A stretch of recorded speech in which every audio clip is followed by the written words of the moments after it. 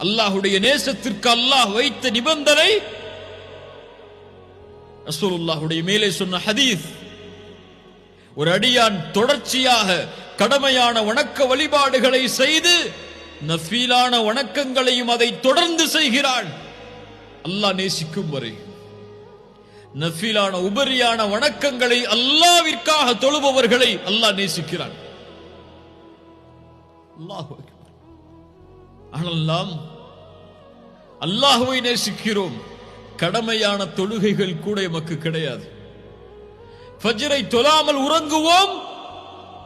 அல்லாஹ்வை நேசிக்கிறாயா? ஆம், அல்லாஹ்வை நேசிக்கிறேன். யா அஹி, பொய் சொல்கிறாய்.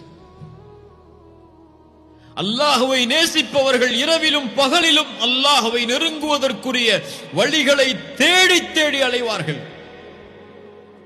இரவில் அல்லாஹ்விற்கு முன்னால் நின்று வணங்குவார்கள்.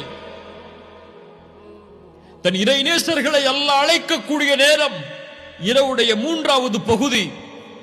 அல்லாஹ் அழைப்பான், என்னிடத்தில் பாவ மன்னிப்பை தேடுபவர்கள் இருக்கிறீர்களா? உங்களுடைய பாவங்களை நான் மன்னிக்கிறேன். தேவைகளை கேட்பவர்கள் உண்டா? உங்களுடைய தேவைகளை நிறைவேற்றுகிறேன். அந்த நேரத்தில் அல்லாஹ்வுடைய நேசர்கள், யா அல்லாஹ், என் இறைவா, என் நேசனே, என் தேவை இது என்று அல்லாஹ்விடத்திலே முறையிடுவார்கள். அல்லாஹ் நேசிப்பதற்குரிய நிபந்தனை அது.